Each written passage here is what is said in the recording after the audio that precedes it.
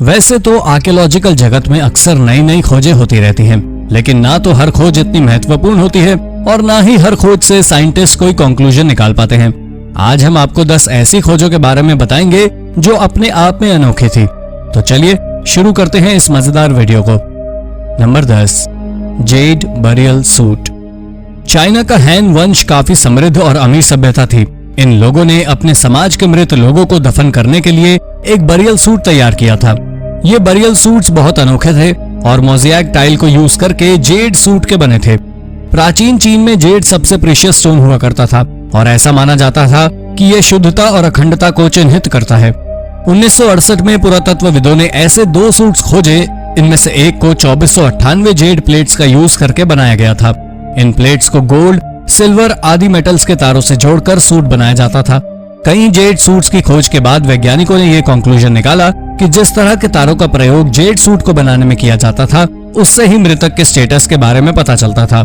जैसे राजाओं के सूट में सोने के तारों का इस्तेमाल होता था, वहीं प्रिंस और प्रिंसेस के सूट चांदी के तारों के बने होते थे।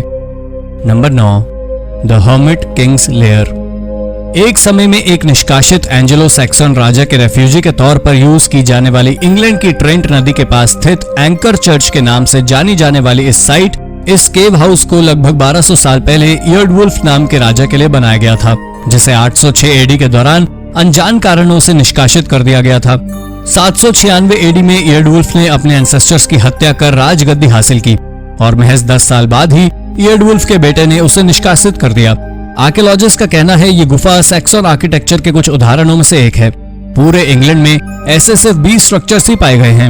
18वीं सदी में English aristocrat sir Robert birth date ने इस जगह को अपने फ्रेंड्स के साथ डिनर करने के लिए भी इस्तेमाल किया। Number 8, medieval Nubian cathedral. Old Dongola में काम कर रही एक पॉलिश आर्कियोलॉजिस्ट की एक टीम ने रिमोट सेंसिंग टेक्नोलॉजी की टीम ने सूडान का सबसे पुराना नूबियन चर्च खोज निकाला है। इसे 6वीं सदी के मध्य के समय का माना जा रहा है।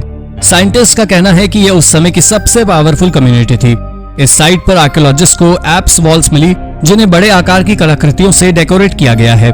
इसके साथ ही यहाँ पर एक बड़े डोम के शेप का एक मकबरा भी मिला है, जिसके बारे में ऐसा माना जाता है कि ये किसी आर्क बिशप का बरियल टूम है। इसकी चौड़ाई 26 मीटर है, जबकि लंबाई एक 3 स्टोरी बिल्डिंग जितनी होगी। इस जगह पर 1964 से एक्सकेवेशन कार्य जारी है, पर वैज्ञानिक आज भी इसे बनाने का एग्जैक्ट समय नहीं पता लगा पाए हैं। आर्कियोलॉजिस्ट का कहना है कि आने वाले समय में इस जगह से नूबियन कल्चर से जुड़ी कई रोचक तथ्य सामने आ सकते हैं। Number 7, Mediterranean Wales.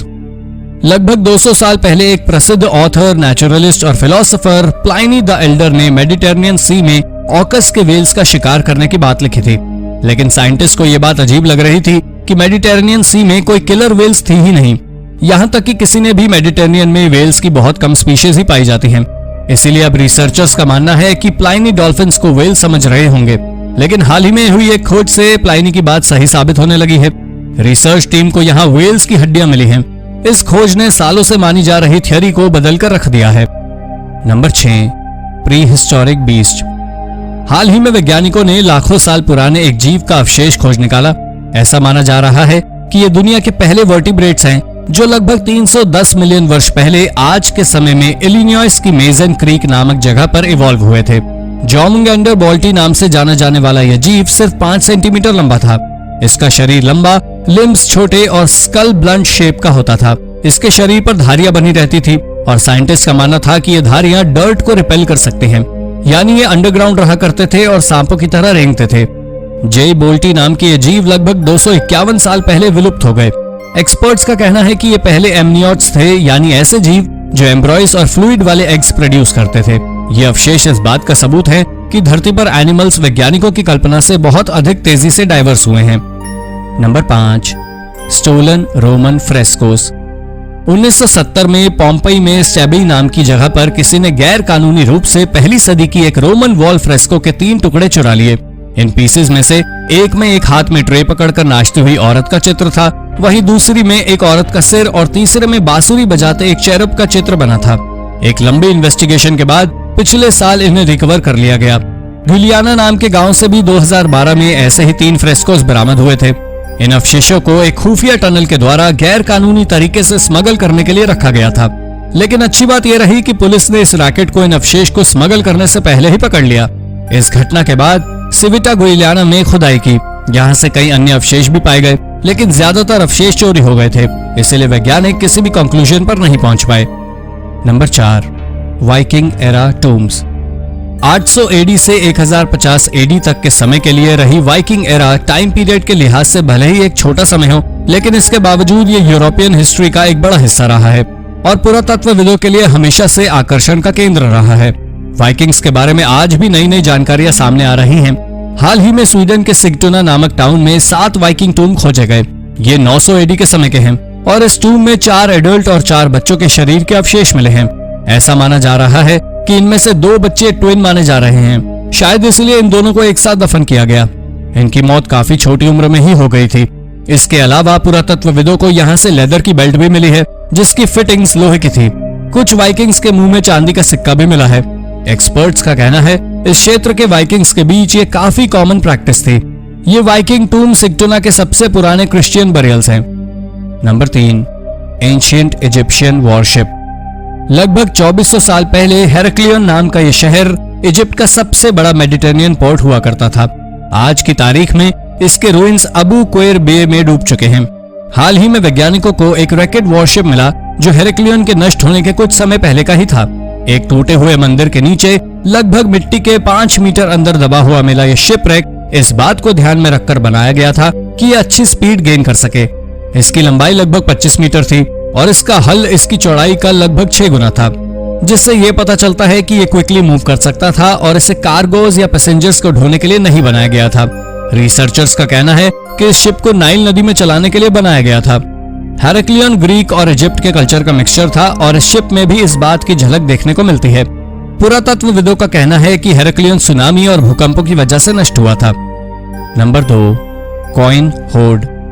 आज के समय में रूस में स्थित फैनेगोरिया नाम का प्राचीन शहर बॉस्पोरन किंगडम के समय में काफी अमीर और समृद्ध शहर था और यही वजह रही कि सदियों तक इस शहर में तमाम लोगों ने इसे लूटने के लिए हमले किए। इस पर हमला करने वालों में हंस, टर्क्स तथा अन्य कई समुदाय शामिल हैं। 6वीं सदी के मध्य में यहाँ पर एक लूट हुई जिसमें यहाँ के किसी व्यक्ति ने अपना सारा खजाना रख कर जला दिया। हाल ही में पुरातत्वविदों ने इसे खोजा और इसमें 80 ब्रॉन्ज कॉइन्स थे। इन सिक्कों में 3री सदी के आखिर और 4थी सदी के शुरुआती बॉस्पोरन राजा के चित्रों को उकेरा गया था। Number 1, Roman road. हाल ही में हुई एक रोमन रोड की खोज ने पुरातत्वविदों को भी हैरानी में डाल दिया। इस खोज के बाद पुरातत्वविदों का कहना है कि 5th सेंचुरी में हुई इस शहर की ऑफिशियल खोज के काफी पहले ही ये शहर बस चुका था।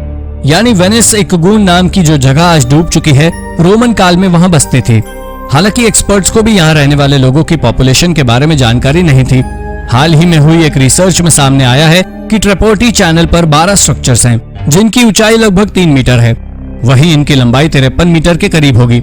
वहीं स्कूबा डाइवर्स ने 4 अन्य स्ट्रक्चर्स खोजे हैं जो 4 मीटर ऊंचे और 135 मीटर लंबे हैं। यानी शायद अब जलमग्न हो चुके ट्रिपोर्टी चैनल पर एक बसा बसाया सेटलमेंट था जिसे खोजा जाना बाकी है। तो दोस्तों, ये थी 10 इनक्रेडिबल खोजें। इनमें से कौन सी खोज आपको सबसे ज्यादा रोचक लगी? अपना जवाब हमें कमेंट में जरूर बताएं और ऐसे ही अन्य रोचक जानकारियों के लिए हमारे चैनल को सब्सक्राइब करना ना भूलें। धन्यवाद।